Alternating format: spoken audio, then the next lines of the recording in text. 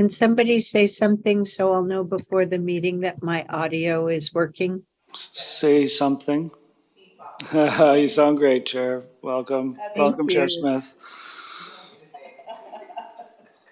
We're just giving folks a few more minutes to make their way in.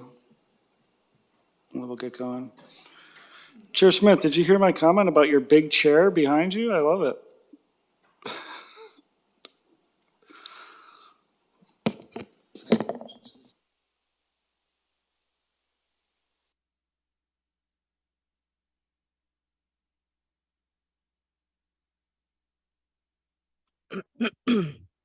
Welcome to use Valid products. Bluetooth mode.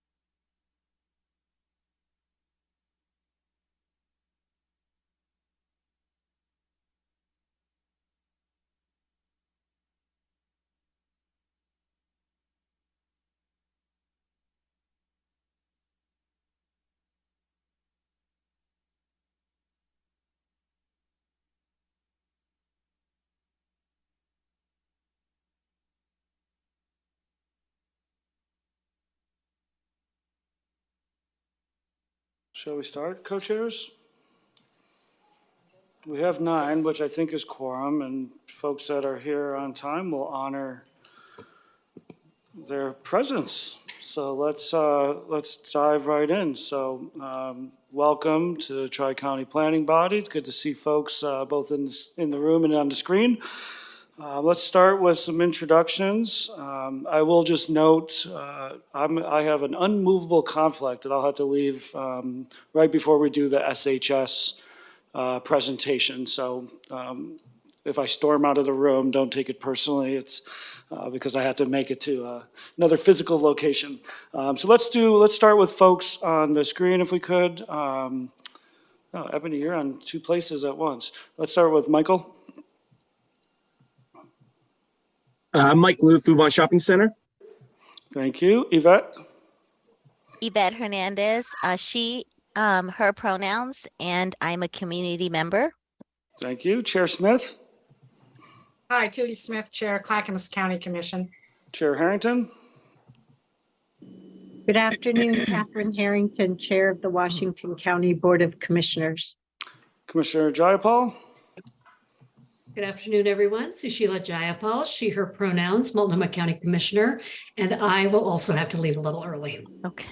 Just storm out. That's the rule for the day if you leave early. Let's go in the room. Let's start with our co-chairs. Ebony?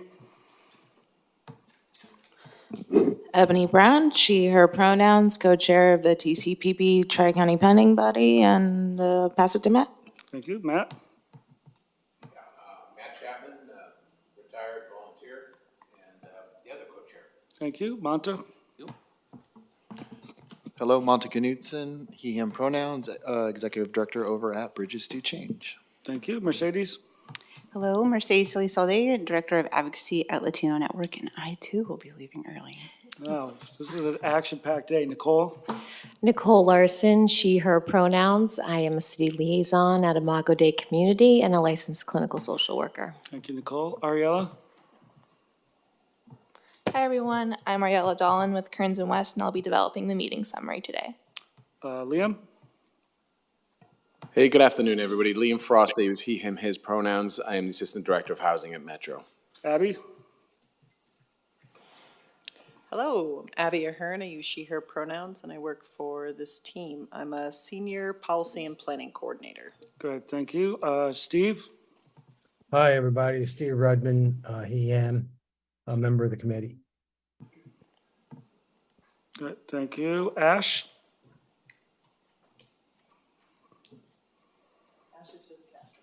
Oh, just casting the meeting. Okay, you don't have to, well, hi, Ash. It's good to see you.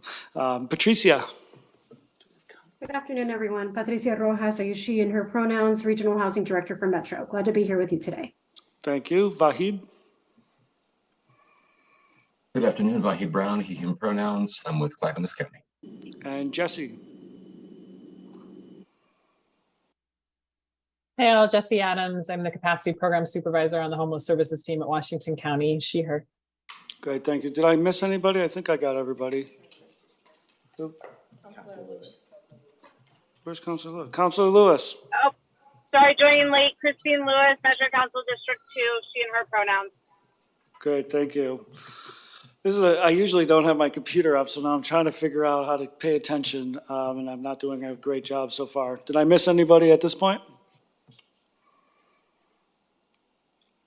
Okay, well, let's dive in. So I'll review our agenda and objectives for today, and then we'll move into the meeting summary. But before I do, I do want to just provide a point of reflection, just as an approach. So one of the things that you all, and we've appreciated feedback that we've gotten through use of the survey. And one of the themes that's emerged, and we do it with great intention, right? And so I hope that folks understand that when you respond to our survey, we read your comments, we consider your comments, and we try to adjust to ensure that this space continues to iterate towards quality improvement. And one of the things I think there's kind of two elements that I'll just reflect back. One is that, as folks know, we've had some challenges at times moving through our agenda, and we've gotten some feedback about kind of staying on agenda, making sure we're covering topics. And so one of the things that, as a facilitator for this group, trying to be more diligent, is to kind of pay attention to those timelines. It doesn't mean that we'll just cut off conversation, but really making sure we're pausing to say, hey, we're at this point. If we want to cover other topics, how does this group want to proceed? We can either cut off and move forward or not. The other piece that I think we've gotten feedback on, and again, from a facilitation adjustment standpoint, I won't call it stronger facilitation. I'll just say that, staying on topic and not getting way ahead of a conversation or moving into pieces that are outside of what the subject is something we've also gotten feedback on. And so one of the commitments I'm going to really try to make to you all, and I hope that we can collectively also own this as a group, is to recognize there's times where we've gone deep into weeds when we're trying to stay at the 30,000 foot level. I'm going to commit to trying to do a better job of reminding us where we are in a topic, try to stay focused on an agenda, but I encourage us all to do that the same. So I'll just ask, maybe for your grace as I work to adjust and shift the way that we're kind of experiencing these meetings in response to what many folks have given feedback on. So I'll just pause if there's any kind of reactions or reflections. Otherwise, I'll just ask for your grace and permission to try to keep moving us forward in a way that's going to best work for the members of this group. Thumbs up for Monta. Any other reflections or comments? No concerns? Okay. It shouldn't be any concerns. It came from you all, so hopefully it's reflective. So as we go through today, we will spend some time with the meeting summary. We have several folks that have already let us know they'll be here for public comment, so we'll promote them at that time. We'll receive some staff updates, and then a couple kind of decision points that we have. One, and I just will preemptively appreciate Ebony and all the folks that joined the work session to kind of get us to a proposal for Goal B, which has been an ongoing conversation around wages and pay equity. And the other piece is around our meeting cadence. And I'll just preview that when we put the survey out for whether folks wanted to go monthly and maintain our consistent schedule, or every other month, but with a longer meeting, it was about half and half. So we're going to create some space to talk about that and hopefully come to a decision as a group that works for at least the majority, and hopefully we mitigate any concerns that folks might have. I will then transition, and Ebony has agreed to support facilitation of questions and answers for the Supportive Housing Services presentation. Nui Becerra will be here to give an update on that body's work, and then we will say goodnight and close at 6 p.m. Any questions, comments, thoughts about our agenda? Okay. Co-chairs, do you want to help us approve our meeting summary? Motion to approve April's summary. So are you making the motion, Ebony? Yeah. Yeah, so let's say. Making the motion. We have a motion to. Motion to approve April's summary. Motion to approve. Do I have a second? Second. Second by Matt. Any edits to the meeting summary? If not, I'll ask all those in favor to say aye, thumbs up, or wave your hand, some indication of approval. I'm seeing at least a majority, if not unanimous. Great, so we'll, meeting summary is approved. Yesenia, I see you've joined since we did introductions. You want to say hello? Yeah, hi there, everyone. I'm Yesenia Delgado. I use she and her pronouns, and I'm the SHS manager in Multnomah County. Great, thank you. So we're going to move into our public comment period. I know if we can make sure we're promoting Molly, Cole, and Deanna. I know that folks had already signed up. If we have any other members of the public that would like to provide public comment for today, I'll just remind folks that this is a chance to provide input to the committee. It's not a space for deliberation. Surely the Tri-County Planning Body members will take the opportunity to incorporate input as it's relevant and applicable to conversations that the body has. But we're not going to create a space for back and forth. So I think, do we have, so if you are in the audience, Cole, I see your hand raised. I know we had, I think it's Welcome Home. I don't know if that's Molly or Deanna. Oh, Deanna, I see you. So we have 3 hands raised. If you are in the audience beyond those 3, please raise your hand if you'd like to offer public input. If you're on the phone, you can click *9 and that will raise your hand, and *6 to unmute. So then we have, let's go Cole, we're gonna go Molly, then Cole, then Deanna, and then it looks like A. Singhal, 166847. So we'll go in that order. Molly, do we have you? Are you welcome home? Yep, sorry, I haven't changed my name. Nope, thank you. While you're doing Zoom that, Square. just while you're doing that, just 3 minutes for public comment, please. Yep, sure. Should I start? Yeah, please jump in. Okay. Hello, everyone. Good afternoon, TCPB co-chairs and members. My name is Molly Hogan, and I'm the director of the Welcome Home Coalition. We're over 80 organizations united with the common vision that everyone in our region should have access to safe, stable, and affordable homes. As you all know, to make this a reality, we need a thriving workforce of social service community-based employees. This issue is not new, and that's exactly why this group is discussing recruiting and retaining a workforce on your agenda today. We are grateful that you're prioritizing this issue and want to offer encouragement that you take bold action beyond your conversation. As of today, over 330 Portland area residents have sent letters to all 3 county commissions, Portland City Council, and Metro councilors, demanding that community-based organizations contracting with local governments in fiscal year 24 can pay their workers living wages. The 2022 Housing Gap Report from the National Low-Income Housing Coalition shows that someone needs to make about $60,000 a year to afford the average 1-bedroom apartment in Portland metro area and not be rent burdened. Local governments contract with community-based organizations to do the work that they cannot accomplish alone.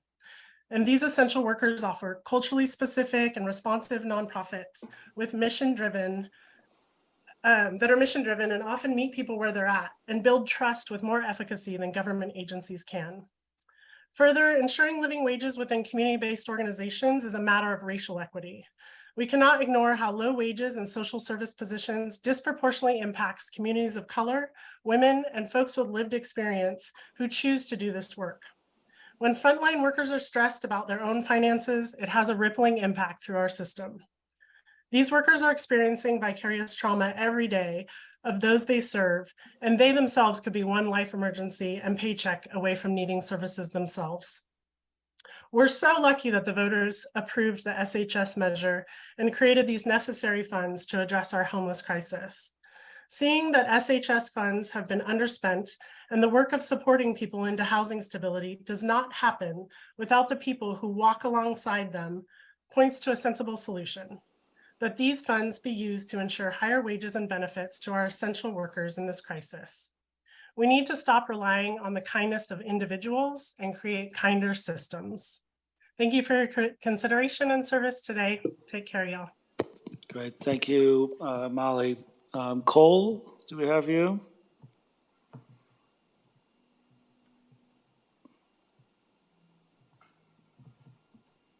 There you are. Welcome back, Cole. If you could introduce yourself, we'll give you 3 minutes. Thanks, Ben, and good evening, members of the Tri-County Planning Body. Thank you once again for the opportunity. Recording in progress. Cole Merkel, one of the co-directors at Here Together, and I use he, him, and his pronouns. I want to echo the sentiments Molly and the Welcome Home Coalition just expressed. Here Together is also firmly advocating for adequate compensation for frontline homeless service providers. These workers are the backbone of our social service continuum, providing crucial services day in and day out. However, despite their critical roles, they are often paid wages that are far below what they deserve or need to make ends meet. It's simply unacceptable that these frontline workers who are doing some of the most important work in our communities are paid wages that do not reflect the value of their skills and the challenges of their essential roles. Along with that call to action for workers, I also want to highlight the need for reforming contract and reimbursement protocols. The current nonprofit contracting protocol of reimbursement after service delivery has placed an undue burden on our providers, hindering their ability to deliver the services that our communities desperately need. Service providers shouldn't have to act as a bank for the government. Waiting 60 to 90 days for reimbursement puts a huge strain on nonprofits, particularly those with limited budgets, and it compromises their ability to provide critical services. By streamlining the contract process and reducing the time it takes for nonprofits to receive payments for services rendered, nonprofits can focus on their mission and the people they serve rather than being bogged down in administrative tasks and cash flow management. In addition, modernizing nonprofit contracting protocols will help to level the playing field for smaller and culturally specific agencies and allow them to compete more effectively and equitably for government contracts.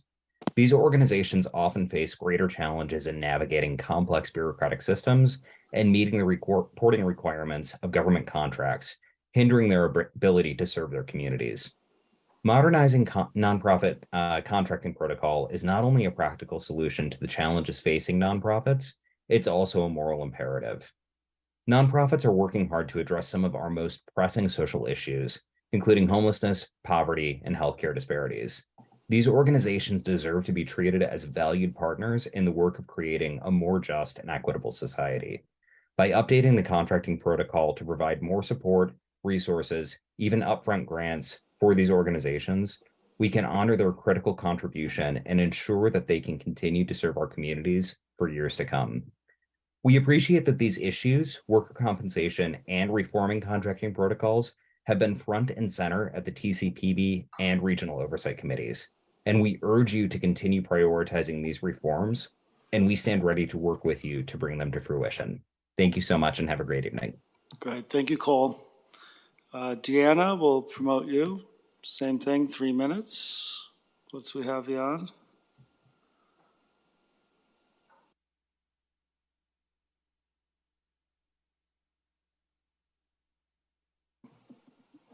Welcome, Deanna.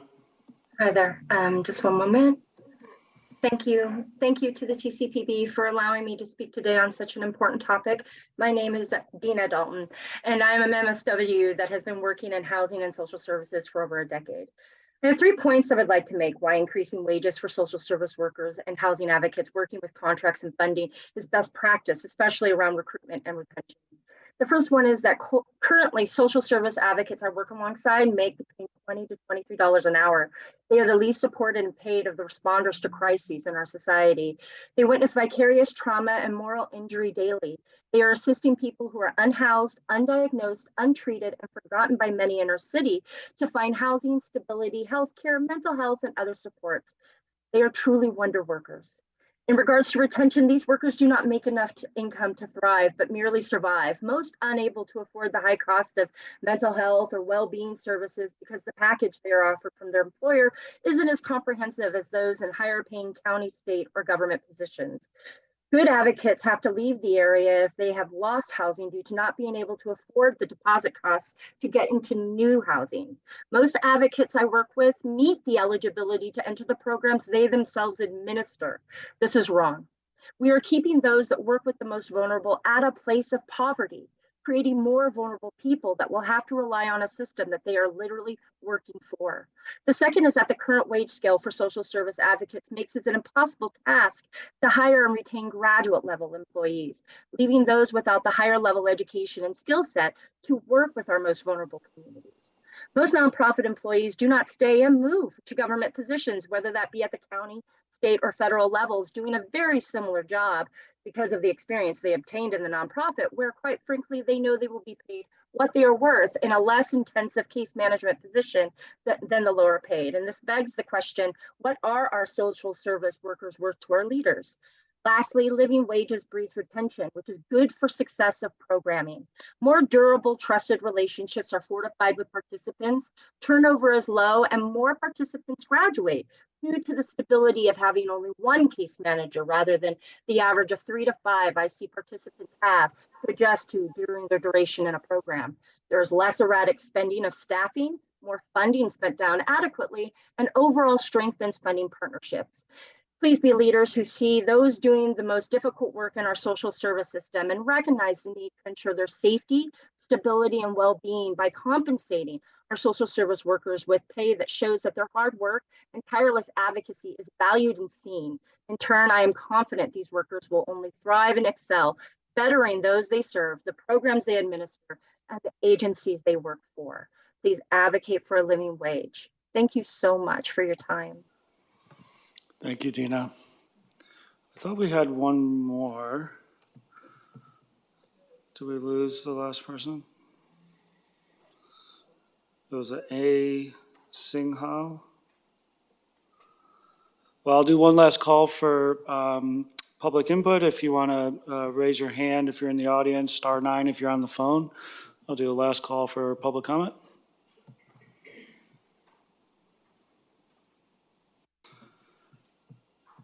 Not seeing any, I will ask Sahan to say hello. Welcome.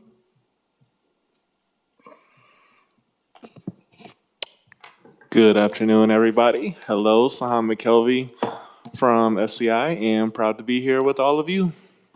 Okay, thank you, Sahan. Okay, well, I'm going to pass it. I believe, Abby, you're going to share screen. Liam, you're going to lead us off for staff updates. That's right, Ben. Thank you very much. Just to remind you all that this is a 5-minute agenda item. We're already a little bit over, so I'm going to try and keep it real quick for you all. I wanted to give you a very brief update that the 8 members who are eligible to have their terms renewed were approved by the Metro Council recently, so huzzah. I'd like to dedicate the rest of the updates to highlighting for you some of the work that's already happening around the goals that you've approved so far. I know there's one last one we're kind of resolving today. But I just wanted to highlight that the county staff and Metro staff have already been planning on developing work groups, work plans. That work will continue to develop, but there is some work that's already underway. So for example, we've already been meeting with we're okay. So we've already been meeting with HealthShare and county staff to talk about potential healthcare alignment. And I'll say that we're pretty excited about the opportunities before us.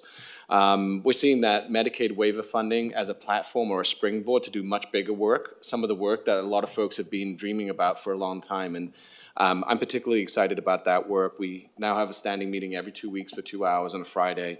And I can say that everybody at that table is really leaning in. So that's pretty exciting work. Regarding the technical assistance piece, separate from the training, somewhat related to, we're already exploring potential concepts on developing and expanding of what exists, developing new concepts. In addition, at Metro, on our housing department right now, we are currently developing job descriptions for 2 FTE who will be convening technical assistance education for the entire region, for the 3 counties. So work is moving along there. Specifically now, I'm going to dive into the landlord recruitment and retention piece. If you could pull that up for me, Abby, please. So I'm going to break one of my golden rules here, which is read out every single word on a PowerPoint slide. What you have before you are kind of excerpts from our scope with focus strategies who are already taking care of a lot of this work as we speak right now. I started with the recommendations in this scope, and so I'm going to read that out. So focus strategies will offer recommendations to advance the Tri-County Planning Body goal of, quote, increasing the availability of readily accessible and appropriate housing units for service providers, end quote. And then secondly, recommendations to support landlord recruitment and retention work across the region that equitably advances efforts to expand housing opportunities for people served with permanent supportive housing and rapid rehousing programs. Next slide, please. I'm going to continue breaking my golden rule because I think I've got the time. Well, we'll see. So to me, this is the most interesting part and probably the part that you all want to chew on a little bit more, and you will have obviously access to this PowerPoint, and that is how they plan to get to those recommendations. And I'll start with one. They are going to interview staff in each county and at the state. They will interview a cross-section of established and emerging community-based organizations in each county, including culturally specific providers. They're going to interview landlord associations and groups with a special focus on Black, Indigenous, and people of color landlords. They're going to conduct focus groups with emerging providers and with people who have participated in the housing placement process. And they will, I think it's obvious, but worth stating, review available documents related to current recruitment and retention programs in each county, the state of Oregon, and other jurisdictions throughout the nation.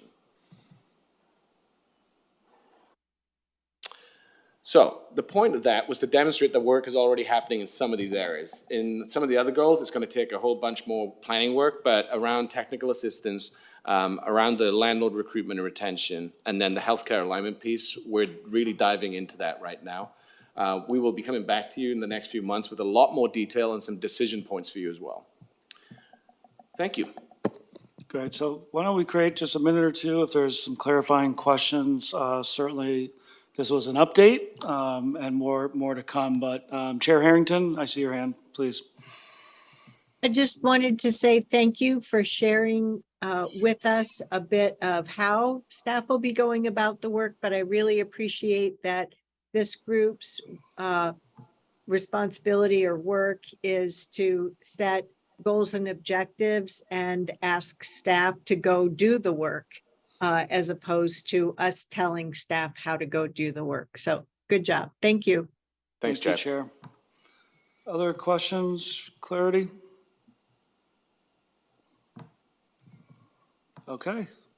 Well, thank you. Let's move to the next piece. So I'm going to really ask Ebony to lead this, but just remind folks as we go into the goal B around employee recruitment and retention, that this is not our first time having this conversation, as we all acknowledge, right? We've had several meetings, we've had a number of discussions, we've surveyed, right? We've had a lot of contextual discussions around this topic, and for very good reason. And I think all those discussions were incredibly important to get us to this place that we are today. And I also just want to reiterate my appreciation for the process. Right, this was the first time that we've ever kind of had a work session where a number of folks around this table were able to come together really being able to hone in and focus, and I'll let the group speak for themselves in terms of how they navigated that process to come with what they're bringing forward today. And so I'm excited to pass it to Ebony. I appreciate, again, Ebony, all the work that you did to help move this process to where we are today. So the hope is we'll get a little bit of sharing out. You'll hear a revised proposal put forward, and then hopefully we'll be able to come to agreement with in alignment with the proposal that you'll hear about. So Ebony, it's all you. Thank you, Ben. And I also want to say thank you to Abby and Malia, who really, really helped, and also all the members who joined along and participated in the discussion. We had a work session in which we were just making sure that everybody felt heard and that they had put in all their ideas in regards to how we felt around the language of Goal B. And we, were able to talk through a lot of things and finally got to a place where we decided that in order to make Goal A successful, Goal B needs to be a part of Goal A.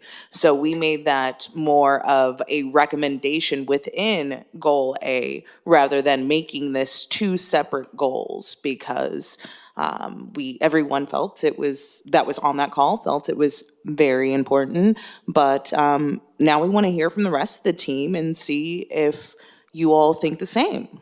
So if you look, the original language was distribution of pay from lowest to highest paid staff within SHS-funded agencies and providers is equitable throughout the region. And our proposal was to remove it as a goal and instead add it as a recommendation under Goal A, saying, with each SHS-funded agency, monitor the distribution of pay from lowest to highest paid staff to ensure improvements in pay equity. So now I'll turn it over to the group. Yeah, so maybe for folks that were in the room, this is a great opportunity to kind of talk about a little bit about your process and how you got there. I think there's some significant kind of language approach, particularly the monitoring, and it would be great to just give a little more context for folks who weren't part of the work session to kind of understand kind of the way that you got to where you were. So I'll just open it up to anyone who wants to share that was part of that conversation that can give a little more context to the group in hopes that will help us build consensus around this approach. Yeah, Mercedes, please. So for me, in looking at this, I was actually, I was reminded at the last meeting that Liam mentioned this was in the measure, the work plan as a metric. And so if it's a metric, it also is easier to compare it across different agencies than as a goal that establishes what like the distribution is. I feel like we kept kind of getting spun around, well, if you're a big organization, or if you're a small organization, or if you just do SHS-funded work, or if you do lots of other work in addition, it becomes difficult to figure out how do you categorize whether or not something is distributed properly and whether or not it's showing pay equity. But we also know that if we're going to have changes in our contracting processes that ultimately result in more dollars essentially per service in order to get those higher wages, we need a way to make sure that dollars get to the staff that they're meant to get to. And so then that again turns this more into a metric of within the agency being able to see how does the changes in contracts result in better wages for their employees and support distribution equity within that agency, which might look different from agency A to agency B, but then we're able to actually see that the money is going where it needs to go and that we're seeing the growth where it needs to be. Yeah, thank you for that. And bringing it back to the work plan and the metric and monitor being much more connected to metric than to kind of a policy. Other folks that were part of the work session that might want to share? Nicole? Another aspect in changing some of the language was we talked about the language of throughout the region being a little problematic because we were talking about actually each SHS-funded agency and internally the pay equity and the structure, the distribution of pay. So by changing that to within each SHS-funded agency, it clarifies that we're looking at each agency individually that way for pay equity, and then making it a metric as Mercedes described. Thank you, Nicole. Any others want to share kind of perspectives or context for how you all got to that proposal?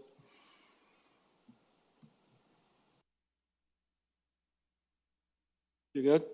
They said it. All right, Monta says that what they said, okay. To Ebony's point, so again, I'll just appreciate the work y'all did. Any questions for the group? Any points of clarity or reflections that folks want to make before I ask for a vote?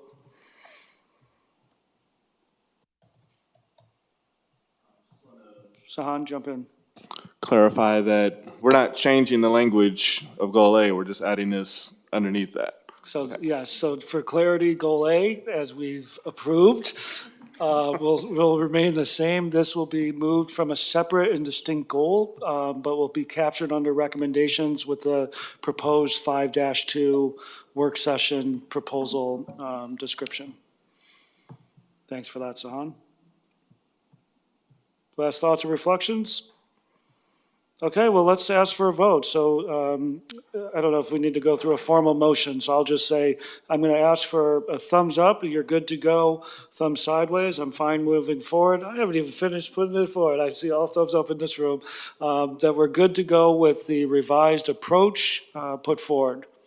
I'm seeing unanimous thumbs up around the table, which gives me incredible joy. Great work, team. And I guess so yeah, we can clap for each other. That was a big deal. It took a while to get there. Yeah, actually, clap, all right. Well, and I recognize like that was a labor of love. I think I'll say it in that way. But I think that conversation doesn't emerge in the way it did if we hadn't kind of gone through the process and had the discussions that we had previously. So great work. Thank you all that gave that extra time and energy to help us get to this place. Okay, well, let's turn in the page. Let's go to a meeting calendar. This is kind of our next decision point for today. Abby, were you going to talk about the survey findings first? So this is, we're at a decision point, just for a little bit of context. The group was obligated to meet monthly through June 30th, right? Or July 1 of this year. And so we've met we're meeting our obligation in a monthly cadence. We're going to have a couple options on the table. So I'll pass it to you, Abby, to kind of lead us off. And then we're going to work through a little bit of space for reflection, advocacy, and then I'm going to ask for a vote.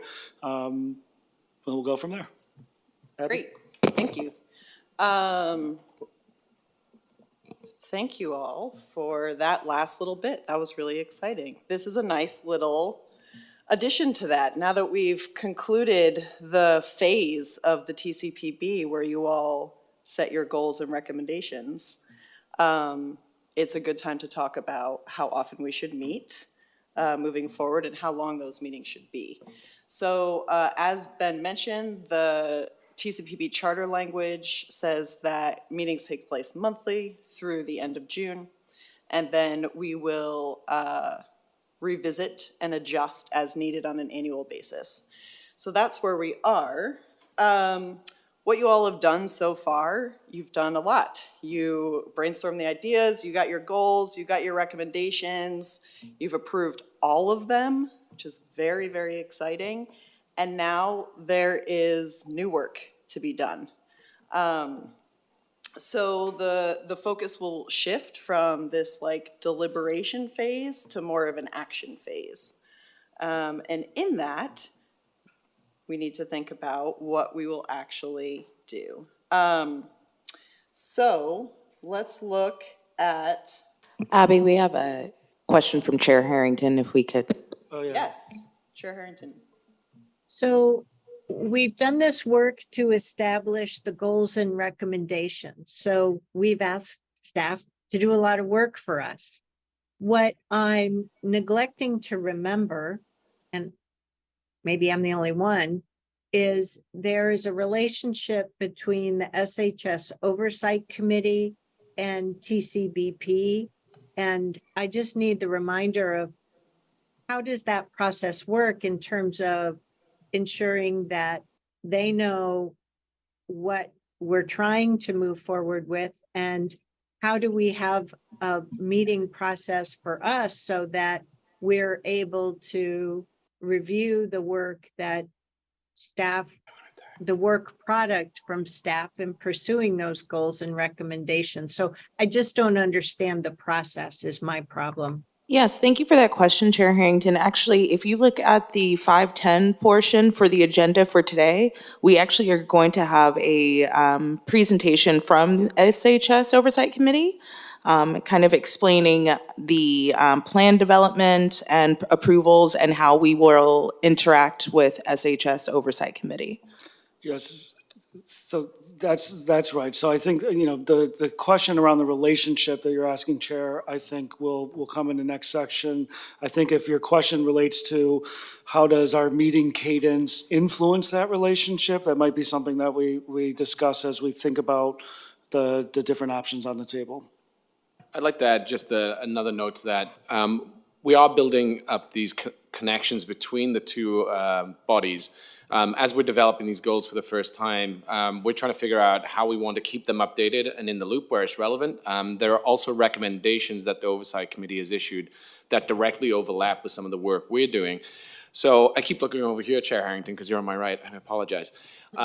To that end, we've started to pull together the co-chairs of each of the three committees that are providing input to the Housing Department, the Affordable Housing Bond Oversight Committee, the SHS Oversight Committee, and the TCPB co-chairs to create another layer of exchange of information as we're moving forward to create some redundancy so that no information gets lost.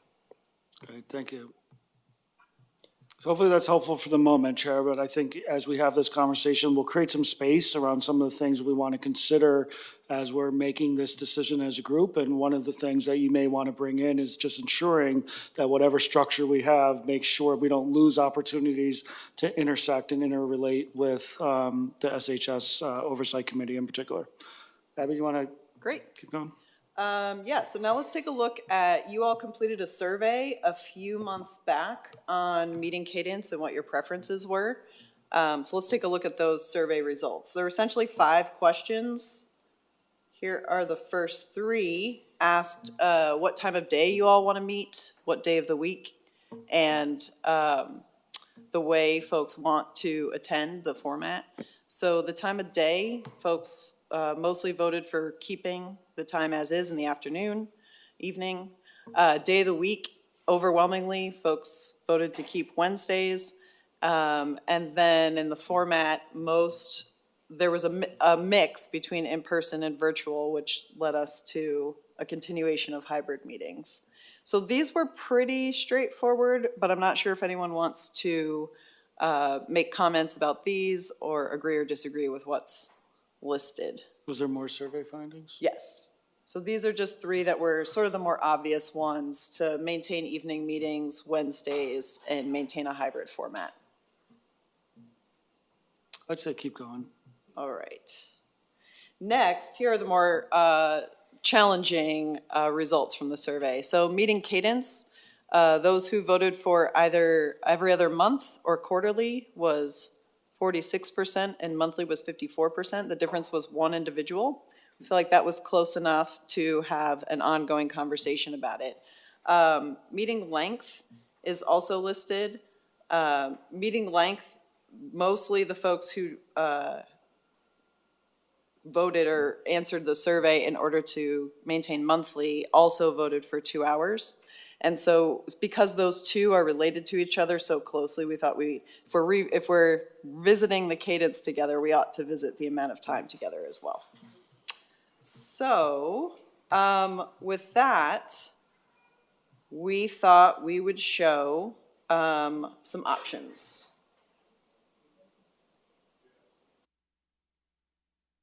So essentially from the survey results, we created 2 options. Option A is maintain the meeting as is, monthly for 2 hours on Wednesday evenings. Option 2 is beginning in July, move to every other month for 3 hours. Keeping in mind the shifting nature of the work and the amount of work that has to happen now that you all have completed your deliberation, I just want to open it up for thoughts or conversation about these 2 options. Yeah, so Ebony, if I could real quick, just talk about maybe the process that we'll work through. So I think our charter dictates majority decision. What we want to do is create some space for folks to kind of talk through how you're feeling about one. It's a chance to kind of just express advocacy, I guess, if that's the way to say it, or pros and cons of one or the other approach. What I'd like to do is give that space for folks to just open it around the room. We can conduct a vote, see where we land, and then I want to make sure that we're mitigating any concerns. So it's kind of a three-part process. Let's have conversation, let's figure out where the will of the people are, and then if there's anything that we can do to either address or mitigate any concerns or cons that showed up. But Ebony, let me pass it to you.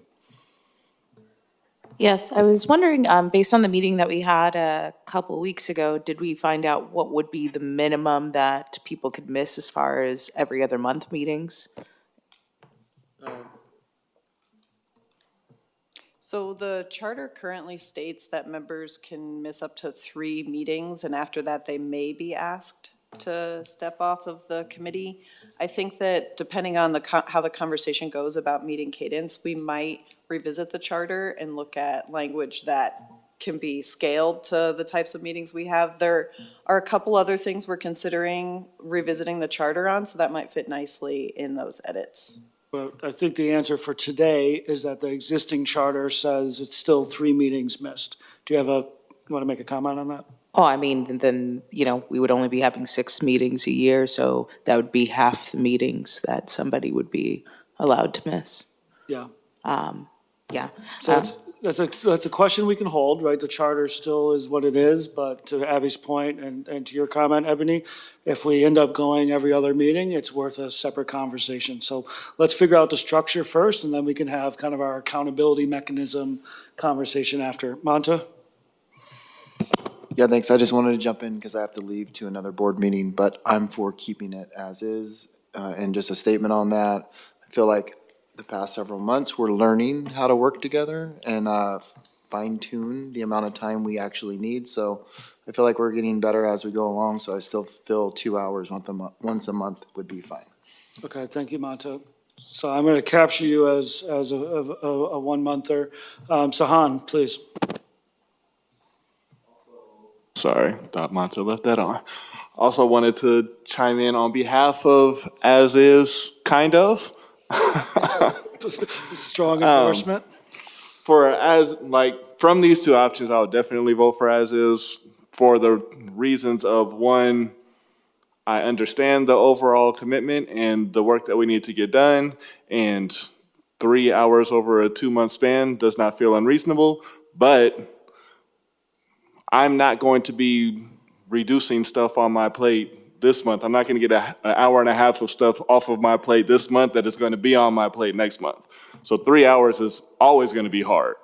2 hours is not easy, but 3 hours would make it much harder.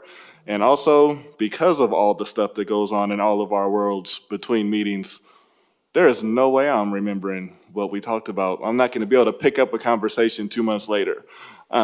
And even if I'm diligent in reviewing notes and all of this preparation that we want to do to ideally be able to actively participate in our discussions, I'm still not going to, my thought process might be different 2 months later than it was in the initial part of a conversation if we're having to create that kind of a cadence. But the maybe part is I would definitely be open to, I don't know if we should be creating other potential options, but I don't know what the charter says around additional work groups in between meetings. And if we were doing an every other month, bring everybody together meeting, but we had 2 or 3 different work groups that are working on some of the different recommendations and bringing that back to the larger group, I could be open to that. And that would allow us more time to focus in on some of the individual stuff. I definitely heard Matt at our last meeting saying that we never get through everything on our agenda in 2 hours. So having some additional time would make sense. And if we're able to have our time parceled out that way, where we're able to focus on some of the things and really give them the time that they deserve, then we might not need the 3-hour meeting, because again, 3 hours is always going to be hard. And that also would provide a little bit more flexibility. And I know, Abby, when you went through that, I saw the meeting cadence was 5446, and you said that's one individual. The meeting time was also 5545. I'm assuming that's also one individual. So if we were able to do separate work groups, that might provide more flexibility for some of us who have different time preferences as well. Sure, thank you. So Hassan, you modeled a lot of things there, including kind of your preference, but also some potential mitigation if we went in a different direction from as Steve Rudman, and then Nicole, then Mercedes. Yeah, thanks, Sahan. I actually think that was a good point about if you did meet every other month, we could actually have some work groups. I think one of the reasons is I'm most interested in kind of getting some results. And so I know we have a work plan. They don't have a lot of goals on the work plan yet.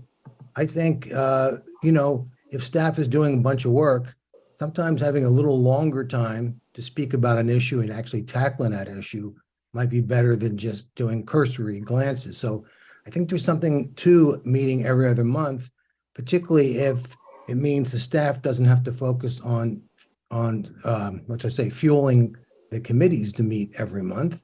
Then there would be more time to actually get the work done. I like to get the work done. So I'm saying I'm open to this. I'll probably vote for option 2. Good, thank you, Steve. Let's go to Nicole and then Mercedes. I would vote for option 1. I think that meeting monthly allows just more continuity. And I think it keeps the momentum moving along, which is such vital work that I think us attending to it monthly makes sense. And I'm also concerned with option 2 that we're reducing the amount of time that we meet by 25%. So I think just for momentum's sake and continuity of conversation and making sure everything continues, I would say I prefer option 1. Thank you, Nicole. Good live math too, right there. Mercedes, please. I also like the idea of like, what would it look like to have work groups in between and go every other month? I think it could even go quarterly at that point. I just had a really good experience at the little work group, right? And I think it showed in that we didn't have to have a ton of discussion in order to get to a final decision once we came back. And that I think also allows for people to engage in areas where they have either like the strongest opinions and thoughts and feelings or expertise. And then that probably also helps staff best when they're able to kind of dig into what we think something means or what other externalities are we not considering. I know that wasn't an option on the survey, so if I'm just picking an option from the survey, I would also go with option 1. Option 1, is that what you said? Okay.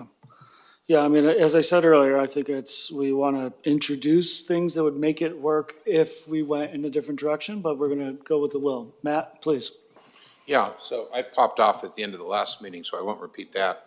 But I do want to pile on very favorably to Mercedes' comments that she just made, because, and I would suggest whether we go with option 1 or option 2, the work group that Ebony led was a great illustration of how I think we can address a lot of these issues and really make it a much more effective conversation when we bring the whole group together, whether we do it monthly or every other month or whatever cadence we pick.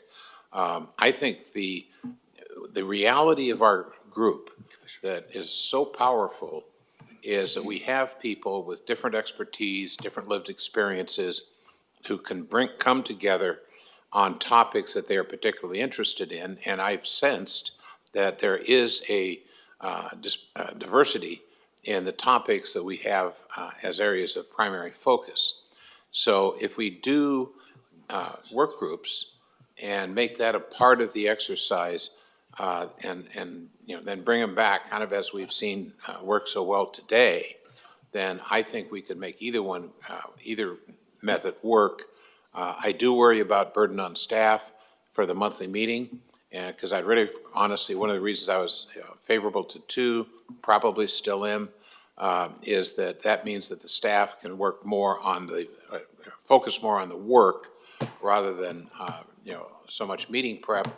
But I really respect and have learned from the comments people have made so far, and if group is more inclined to keep it as is with monthly, I'm totally okay with that. Good, thank you, Matt. Let's go Commissioner Jayapal. Thanks, Ben.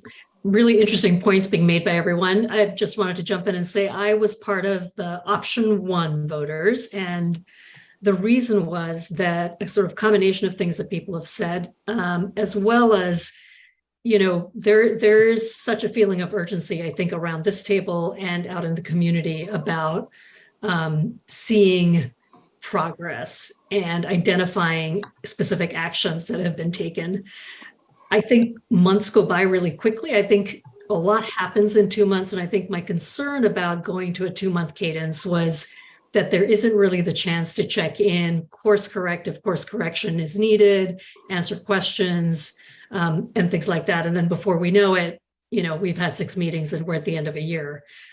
I like the idea of work groups. I am concerned about the staff time. I feel like organizing work groups would actually take more staff time potentially than having the existing monthly meetings.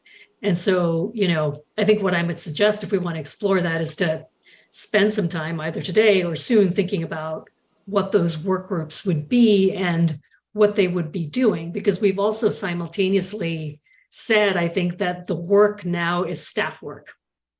So what is it that work groups would be doing? Might it make more sense to have you know, kind of organically, the way Ebony so beautifully organized organically that work group, there's always the option of doing that if there's a specific thing that needs to be wrangled.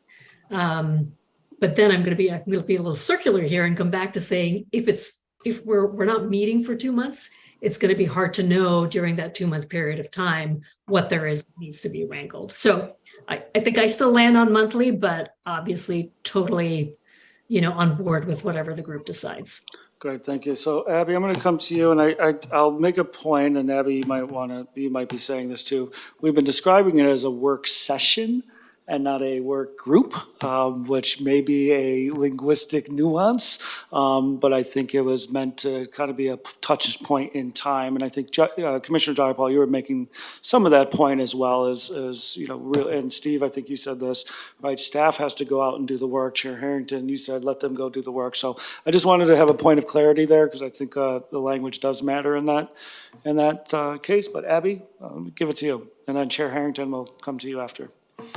Yeah, thank you all for the spirited discussion. I'm happy that folks have thoughts and feelings about how often we meet. That means you care about meeting in this work, so that's important. I wanted to share a staff recommendation between the 2 options. We didn't want to color the conversation by sharing that staff recommendation, but I'll share it now. So to take best advantage of the opportunities that we have with the goals that we have, staff do recommend that we choose option 2 and switch to bi-monthly for 3 hours. We spoke earlier about the shifting nature of the work, going from that deliberative phase where there was a lot of time and energy that you all put into talking about setting the goals in the first place. As Steve mentioned, as some other TCPB members mentioned, now the work shifts a lot more to staff and the work that staff need to do between meetings. And so that is why the TCPB staff and county collectively recommend that we move to a bi-monthly meeting to allow more progress to happen between meetings so that we can come back to you all with substantial questions and recommendations. This work moves quickly in some ways and slowly in other ways, and there are 6 goals you all agreed on.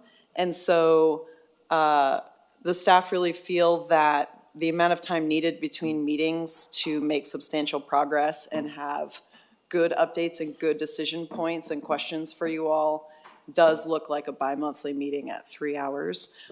We also hear what you all are saying with touch points and needing to continue the conversation between the meetings and not lose momentum. And so we would certainly entertain in between meeting work. Work groups would be challenging because of the staff time to arrange them. There are lots of other options potentially on the table. including check-ins with y'all by the staff and a newsletter or some way to share with you all in between information about what's happening with the goals. We also would have to pay attention to any between meetings if we hit quorum on any of them, they would have to be public meetings and would end up, public meetings cause an extra layer of work for the staff. So I'll leave it there with that staff recommendation, let that sink in for y'all. And Ebony, I think you have your Well, card I up think next. Chair Oh, Harrington. Chair Harrington. Yeah, Chair Harrington, and then Ebony, and then I do want to make sure, Yvette, we haven't heard from you. Michael, I don't think we've heard from you, so I want to make sure everybody's contributed. Chair Harrington? So I am not a fan of bi-monthly meetings. Have tried them as an elected official over these 15 years with different types of committees, and you absolutely lose momentum, which is one reason why I opt for monthly. I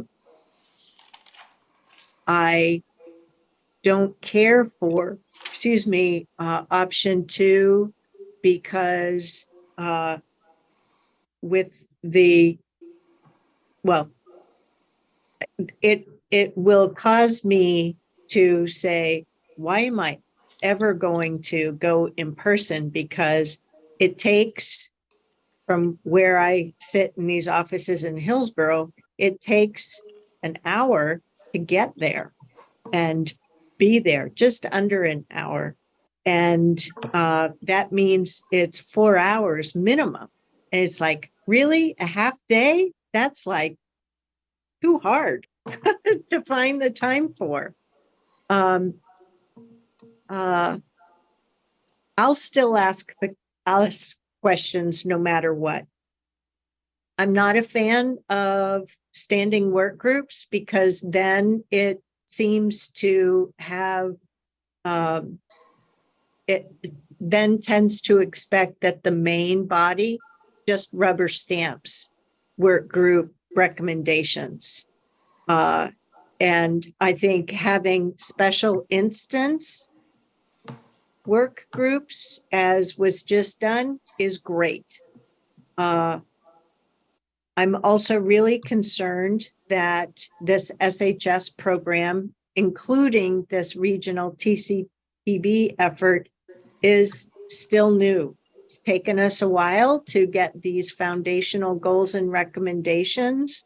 If staff needs a chunk of time to be able to go work on that stuff, fine. We can take a break for a couple of months. Oh, gee, and it coincides with summer. Not a bad thing.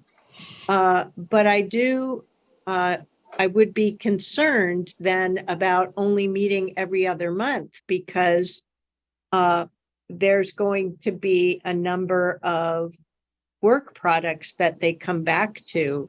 And I'm worried about our having enough momentum on those topics and having the connection to the umbrella SHS program overall. So that's it from my standpoint. Thank you, Chair. Chair Smith, I did see you put in the comment monthly is good. Did you want to add any other, give any other life to your comment, Chair Smith?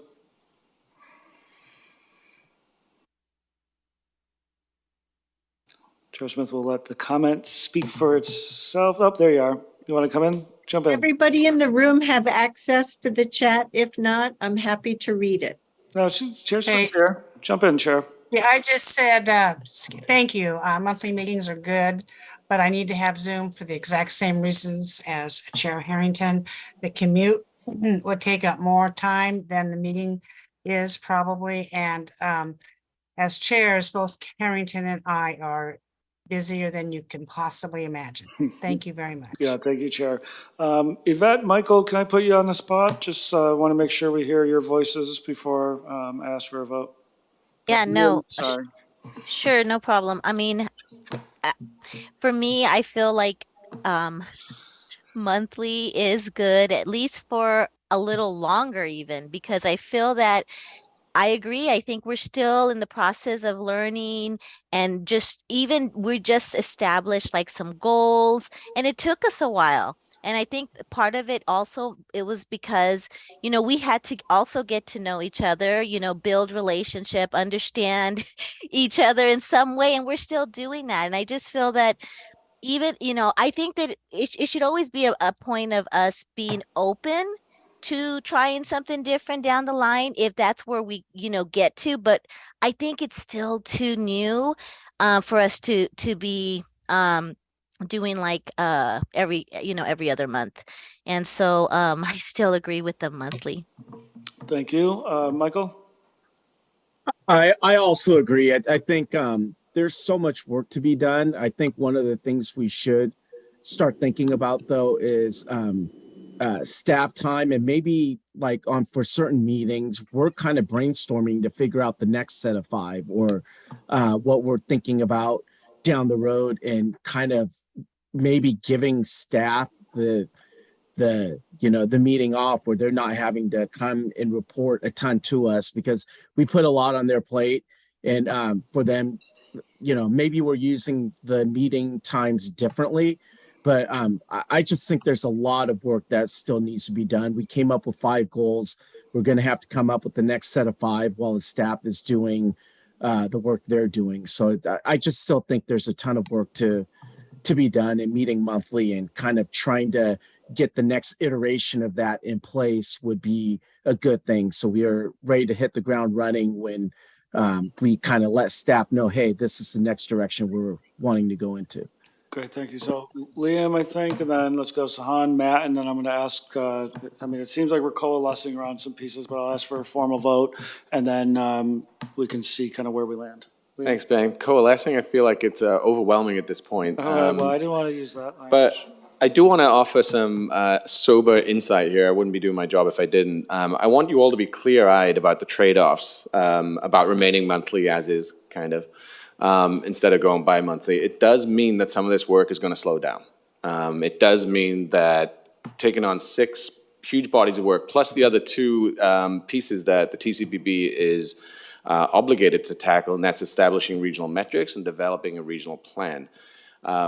Abby and Valeria are the 2 people who will be leading all of that work. And we have Malia in backup, who runs the logistics of this meeting, and we're going to be taking on an associate person. But at this point, we're going to be adding work to their plates where they don't have enough hours in the week to extend their hours. Coming from a social services background, I think a lot of people around this table do too. We're kind of used to doing 50, 60 hours, but we don't do that here. And we need to be respectful of people's time. So that just means the work is going to take a little bit longer than it would. And I just want to be very clear, and that's okay. I just want you to understand that. All right, thanks, Liam. Let's go, what was it? Ebony, you're good. Up and down, up and down. Let's go Sahan, then Matt, and then we'll see if Ebony is up or down by the time we get there. Sahan, please.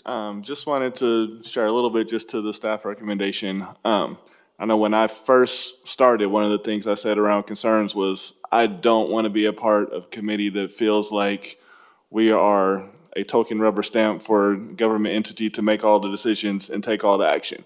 And I still feel that way, and I thought about saying this or not saying it because the individuals I love. I don't know Abby and Valeria as well. I know Liam and Patricia pretty well and love them and trust them 100%. But I don't trust the government entity as a whole to run with everything without us being able to hear, see, check in, speak to, and feel like we're having a significant contribution into the direction that we're going. And I just think that 2 months at a time is a long time for a lot of stuff to be able to happen. And I could see the possibility of maybe implementing some hybrid type tweaks. Like Abby, I heard you talk about personal check-ins. I would love that. Newsletter, I would not love so much unless there was a newsletter company with the personal check-in so we could say what the hell is going on in this newsletter. But just want to make sure that we have a cadence that allows us to have a significant voice and make a real contribution to the direction that the work is going. And I think there's just a lot of stuff that can happen in 2 months' time. Good, thank you. Let's go Matt, then Ebony, and then Patricia.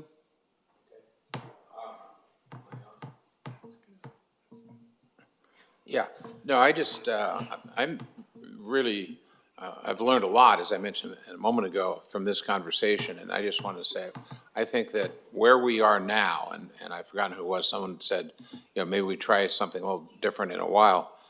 I am now of the view that I think we ought to continue with the every month, which is very different than what I felt when I walked in before people made their comments. I think the comments that have been made are really, really persuasive. And then what we can do is to figure out if there are some opportunities to reduce the burden on staff in terms of meeting prep. One of the other things about it is that as we go through these areas, the work itself and the meeting prep are such that maybe we can work some balance. That's not something for this conversation, but I think that is an opportunity so that we don't overburden our staff.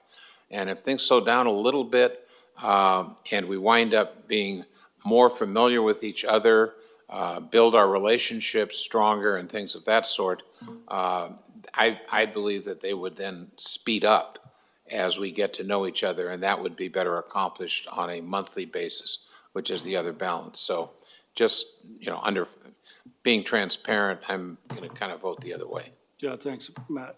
Ebony, and I'm going to do a little time check because I'm going to go. Patricia, I see you. You're staying here forever, Ben, so Yeah, just get all right. cozy.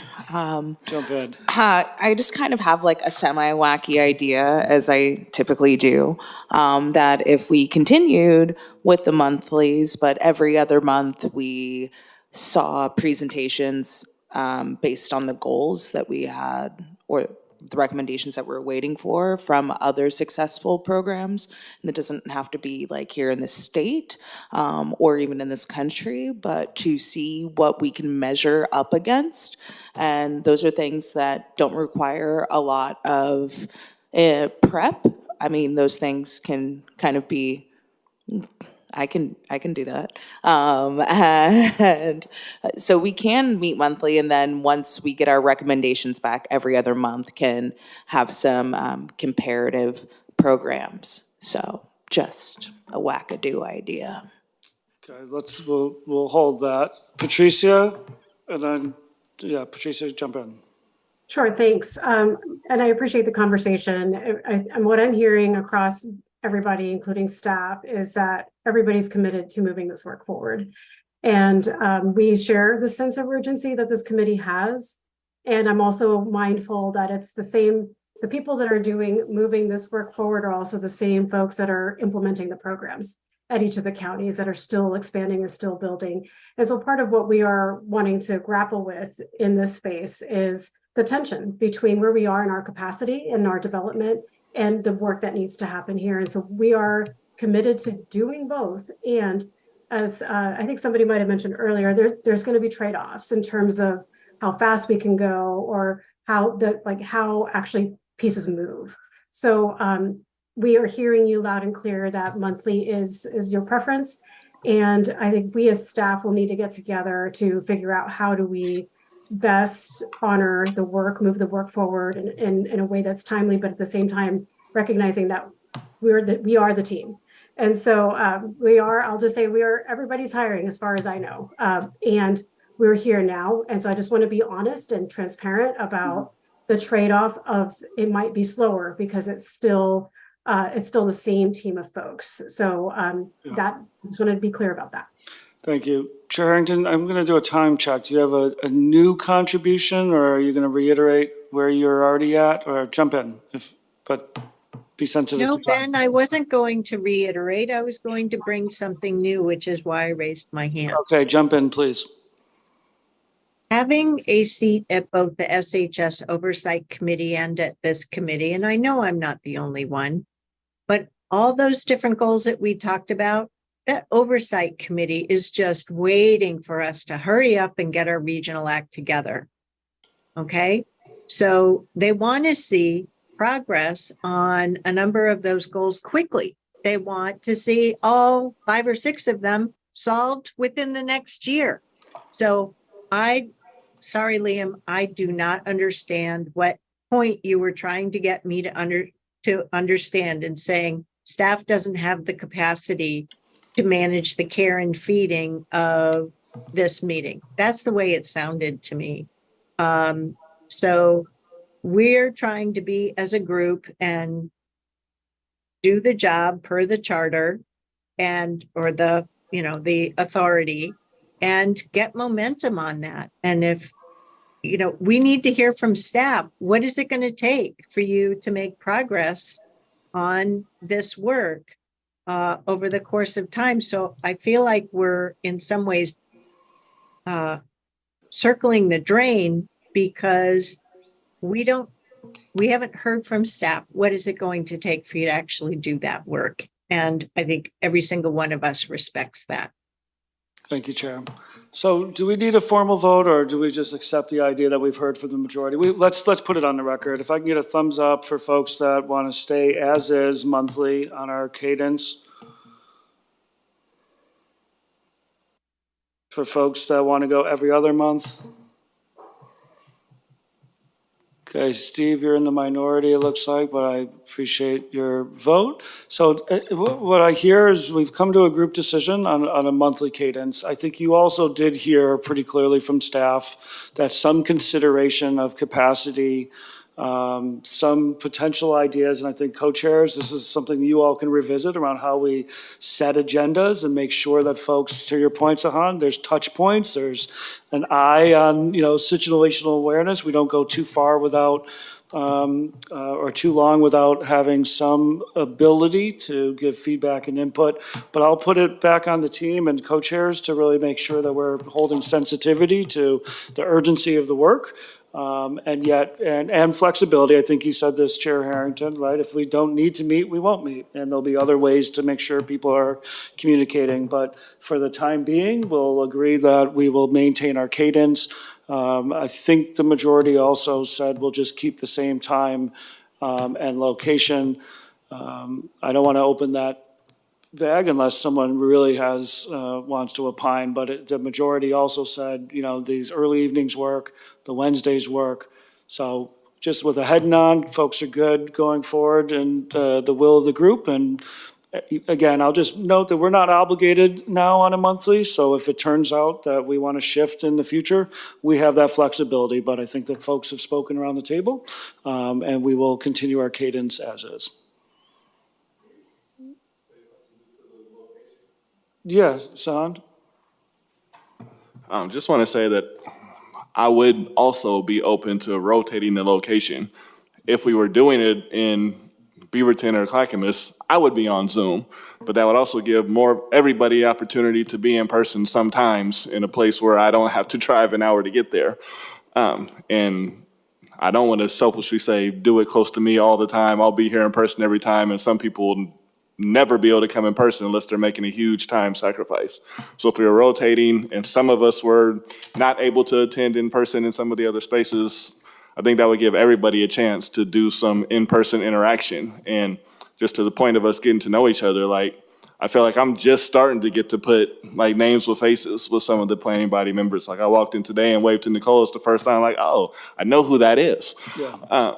So it's definitely a dynamic that I think is helpful for people to be able to participate in person, and I wouldn't want to take that away from some folks just because of the location. Yeah, thank you, Sahan. So let's take that under advisement. I think there's probably some considerations in making sure it's hybrid capacity and kind of meets the accessibility needs for public and our participation. With that, thank you all. We've made that decision. I don't know if Nui's here. I don't see Nui on the screen. I'm going to say goodbye to y'all. You're in the capable hands of our co-chair, Ebony. It's always a pleasure to be with y'all, and we'll see you next month. Thanks. Now it's my turn to rule.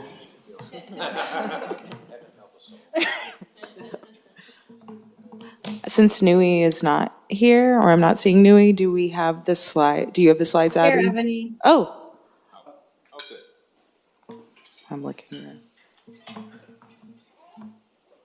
I'm on the computer and I'm trying to turn on my video right now. There we go. Hey, everybody. Should I jump in, Ebony, or did you want to frame this up? Go for it. Sounds good. Hey, everyone. Just for the record, Nami Bezer, she, her pronouns. I work at Metro in support of housing services, but mostly on the oversight committee side of things. So I'm here today to just give a very brief overview of the oversight committee. I know some folks in this committee sit on that committee, so just bear with me as I give a little bit of one-on-one level information. But then the meat of the presentation is really going to be around the interaction between the committees. And also the oversight committee has just wrapped up its first annual report process, and I'll share some very high level highlights on the recommendations that came out of that process. Next slide, please. So the oversight committee, as you all know, is different from the TCPB. It's more similar actually to the bond oversight committee than it is to the TCPB, but it has a very specific role. It acts on behalf of Metro Council to ensure that, in this case, SHS investments achieve regional goals, programmatic goals, and also, of course, the outcomes that we've set together as a region through our governing documents, and to ensure that there's transparency and accountability. Here's just some specific duties of the Oversight Committee as it is laid out in the charter for the committee itself.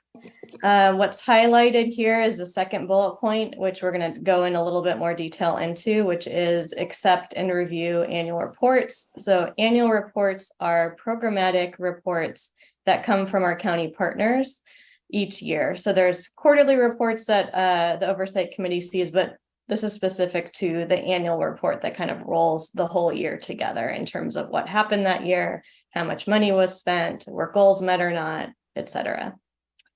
So that's one big key role of the Oversight Committee, and exactly is where we are with the Oversight Committee this year at this moment in time, is wrapping up that process of reviewing those reports and then creating a regional report that will be presented to each of the partner jurisdictions very shortly. You can see other roles are listed there as well. All right, so there is a difference. So you all probably saw this slide when the TCPB first formed. So we can certainly answer questions around this, but these two committees have very different scopes. We mentioned a little bit of, or I mentioned a little bit about the Oversight Committee's scope being oversight, as the name of the committee suggests, but also ensuring accountability. One key piece of that oversight, I'll just say though, is finance. The Oversight Committee does monitor and review financial aspects of program administration. So that means reviewing financial reports, in some cases making recommendations specifically around finances. And you can see other duties listed there as well. And you all know your scope for the TCPB. For the annual report process itself, we have gone through, I'll just say, quite a process this first year, because it is our first year with the committee to develop a regional report based on the county annual reports. So this process started back in October. That's when the Oversight Committee receives annual reports from the counties. Then a series of kind of review of those reports, discussions, and then ultimately creating the regional annual report. That process happened in the months that you see here. So there are a few different meetings that the Oversight Committee had where counties presented the plan, the annual reports, and then the committee discussed what they had seen and what they had read. And then that led to content recommendations for the report itself, and then ultimately recommendations that the committee would like to make to drive the work forward in the future. So the highlighted area is what we're going to be diving into in just a moment. What are those recommendations? Next slide. Okay, so here is a very high level of what the committee has developed as recommendations based on that development of a regional annual report. I'll just say a little bit about each of these. These are not fully, these are released publicly via the Oversight Committee meeting, but hasn't been released as a document quite yet. So you'll see more detail in that document. So the first one, and you'll notice too that some of these should sound very familiar to some goals that this committee has set. So there's a lot of alignment and overlap there, and we'll talk about that after I present. So the first is a regional communication strategy. I'm sure that has probably been discussed in this committee, but certainly has been discussed many times at the Oversight Committee. And really the goal here is to have a regional strategy that makes it very clear to the public and stakeholders what is the progress of the overall SHS implementation locally and regionally, what are some challenges, and what difference really have we made across the region since this program started? And that will be a strategy that gets implemented over time. We know that reporting tools were not perfect in this first year. We just developed them for the first time last year in collaboration with the counties. And the Oversight Committee has given some really good suggestions on how to improve those tools. So that's a process that will be happening over the next several months to get those tools better aligned with understanding goals and what has been achieved, and then also adding in some extra layers of detail around financial reporting tools in particular. Capacity and workforce. So this is an area that I know the TCPB has talked about at great length, specifically around equitable wages. So this piece around capacity and workforce is basically says, come back with a plan that gives service providers more resources in terms of training and actual funding for capacity building, and then also address the wage equity issue. And so this is going to be a collaboration between Metro staff helping to move that work forward, and of course the goals that this committee has set that are very specific to this exact area. The committee, and I'm just going to run through these, can answer any questions about these after, but really quickly, these last two, there was a recommendation around better alignment with the health sector, in particular, focusing on behavioral health. So we know, again, that's a goal that this committee has set as well, so that there's an area of coordination and alignment. And then evaluation and data really is about better aligning the way that data systems pull reports, how we define certain data elements as a region or certain program types as a region, and what are the methodologies that are used to actually calculate different data reports or data sets, or even the numbers that people are pulling and how those are communicated. So we've made some progress there as a region over the last year, but still have a lot of work to do there.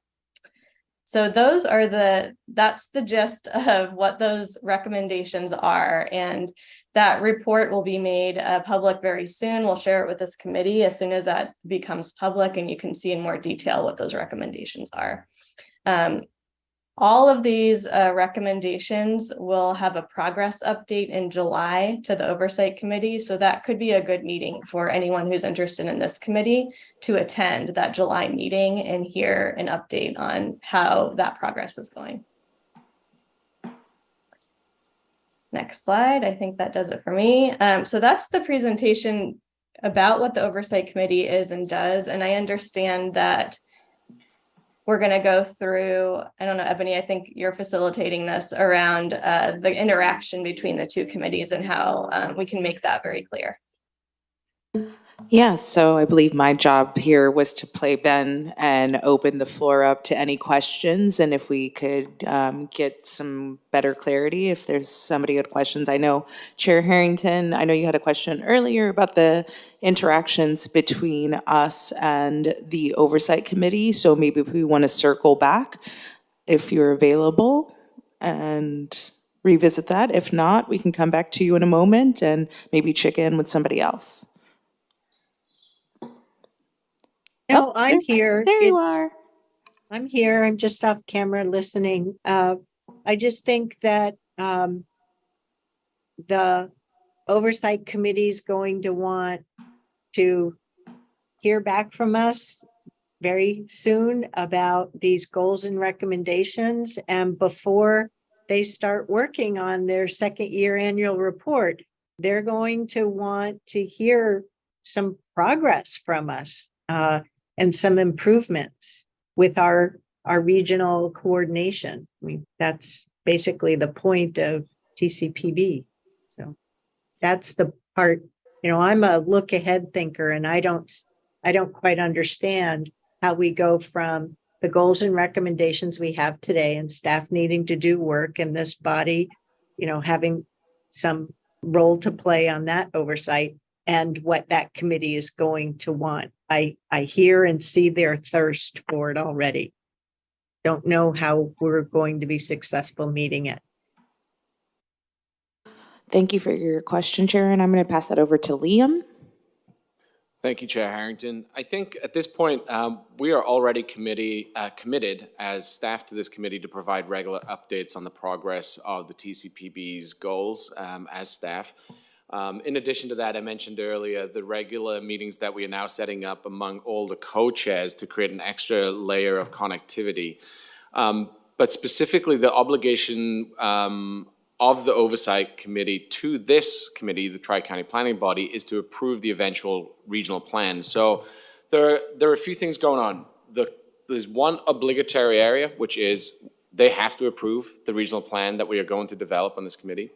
And then two, there is an organic need for them to know what we're up to. As you mentioned, there's a lot of appetite on that committee to see how much of this work is moving forward, because the folks in that committee, including yourself, have a very direct and narrow responsibility to ensure that the funds that have been allocated to the counties are being spent appropriately and according to the relevant documents.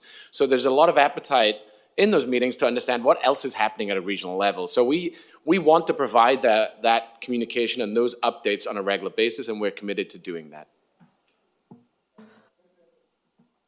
And Chair, I see you've disappeared again, but I wanted to ensure that your question was answered fully.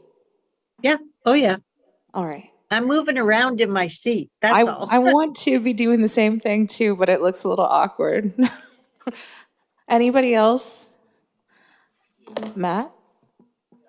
Just to pile on a little bit to what Liam was saying, because in terms of where we are, I mean, it can be kind of frustrating, but the difference between the Oversight Committee and us is so fundamental that I think it affects the kinds of timing issues that Chair Harrington appropriately raised. And where I think it fits is that the Oversight Committee is already in process and has been reviewing the local implementation plans of each of the counties, looking at the budgets and the other stuff that Nui outlined. Ours is a very different task, which is creating something. And having been involved a lot in creating plans and various ideas over a long period of time, one of the things I've learned is that's kind of messy. And so what we've done is we've created 6 goals. Staff are now working to, kind of figure out how that would all happen. And, from that standpoint, but I don't think we're going to be, in fact, I'm confident we will not be in a position to tell the Oversight Committee how we're going to implement those goals by July. I think that's, one of the things that's going to take probably most of the next year. Just being realistic. These are very complex goals and very wide, I mean, they're far-reaching and so forth. So I think we need to recognize the distinctions, and I think we need to be sure that we stay within what we can do and have expectations that are appropriate. Well said, Matt. I'm going to pass it back to Nui. I see you have your hand up. Thanks, Ebony. If I may, I'll just clarify that the July kind of deadline that the Oversight Committee has set is really just a check-in. It really is about because there are several goals, and we don't anticipate that we'll have fully fledged plans to present to the oversight committee at that time, but it's more of a checkpoint to say, where are you in creating those plans? If we need to set a deadline at that time, we will, knowing that there's a lot to move forward at once. So that really is just a checkpoint. Patricia, I see your hand up. Yeah, just wanting to back you up on that. Yes, what we said we'd bring to the OC regarding each goal is, or each recommendation, excuse me, are some high-level timelines, high-level next steps on how we're going to move that forward. So it's the how we're going to move through this, not the plan itself that we had committed to coming back to in July. So that's what we had shared with the OC, and we intend on following through with that. And then in regards to the conversation about our work here, you know, our staff is working with consultants, bringing folks on to do that initial work of understanding what is the best pathway, what are the options, what's out there, what's working, what's not. So there's a lot of work, even just preliminarily, to understand what our options are before we start talking about let's write the plan, right? So the plan will be the product of this work, which we're just now getting started on. So it's going to take time to develop the plan, that the language, if you will, that will be eventually incorporated into a regional plan. And it doesn't mean that there's silence in between, right? So this is a collaborative body of work where we are doing this together. We will be updating folks, we'll be getting your feedback and moving all this work together. So nobody's blindsided and people are not surprised by anything. And we're getting that critical input as we move through the work. But Chair Harrington, I'm hoping to speak to the question that you had posed of how do we get from A to Z? And really what it is, it's staff stewarding the work in cooperation with you all, in cooperation with our consultants that we're bringing on board to develop a plan that actually will regionalize SHS in a way that best serves those that we're trying to house. So I'm confident that we'll get there. And it is not going to be an overnight kind of thing. It is going to take some time to write that plan and get the right strategies. That being said, there may be opportunities that will present themselves to make progress or to, I'll just say, address some of these concerns that will happen real time. I think that there are conversations that counties are having with Metro around, what are we doing about workforce? What are the opportunities right now? So it doesn't mean that things hold off completely until a plan is developed. I think it is the both and. We capture opportunities as they show up. We move on them as we can while we're developing this plan. Thank you, Patricia. I'm going to pass it over to Nicole, and then I'd like to say something. Yeah, thank you so much for this presentation. It's helpful not being on the oversight committee to understand how the two different committees kind of interact. I was just curious, I think the description was really helpful with, the arrows and whatnot, but just curious about the committee draft recommendations and seemingly the overlap there. I'm just unclear what the difference is with the TCPB and our formal goals versus the draft recommendations from the oversight committee. Is that based on the annual reports that the oversight committee is reading and therefore making recommendations based on those annual reports, which is different than us making goals moving forward? Or I'm just not sure I completely understand the difference. Patricia, I'm happy to start this one. I saw your hand up, so I wasn't sure if you wanted to jump in. Okay. So thanks for the question, Nicole. Yes, it is the oversight committee based those recommendations on the first year of operations and the reports that came from the counties based on that first year of operations. Since there is alignment between the recommendations and what the TCPB has come up with, it's very telling that these are the gaps that are currently happening or the opportunities that we need to jump on to actually either improve the implementation of SHS or regionalize certain things in the program itself. But yes, it does. The way I think about it is the oversight committee is kind of backward looking. It's like, what has happened over the past year? What were the challenges? What were the successes? And then we will, as a committee, oversight committee, make recommendations to make improvements in the future. And you all are planning for the future. So there is just natural alignment in what still needs to happen to fully realize and fully operationalize this measure. I'll say that. Thanks so much. That really helps.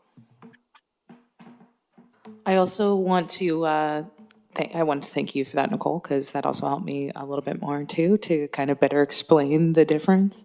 But we also have been, I guess, communicating more. Matt and I have been communicating more with the other co-chairs and, you know, have made a kind of a promise to each other to meet more regularly, whether that's monthly or bi-monthly. So I do feel things moving forward and like more interaction and engagement between the bodies, and just wanted to state that.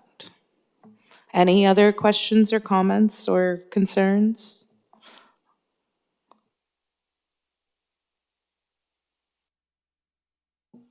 Okay.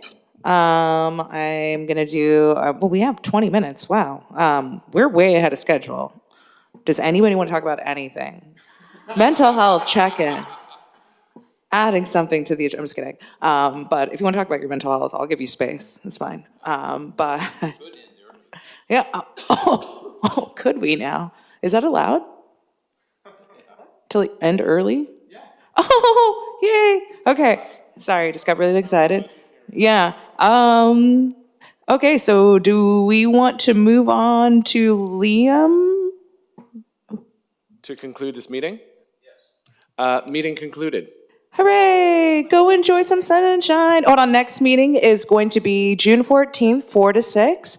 We're gonna have the Medicaid presentation and an update on meeting cadence. But I don't think we're gonna need to do that because we figured it out. But maybe we'll get details for you guys about like what meetings will look like going forward. So we have our next meeting on June 14th on the slide. We'll talk about the work plan presentations from each county and talk about the Regional Implementation Fund strategy. And then we hope to hear from the Oversight Committee co-chairs on a little more detail on those recommendations. And we're still obviously always working on the agenda. So watch your follow-up emails with information on future meetings. All right, thank you. Meeting adjourned. Thank you all.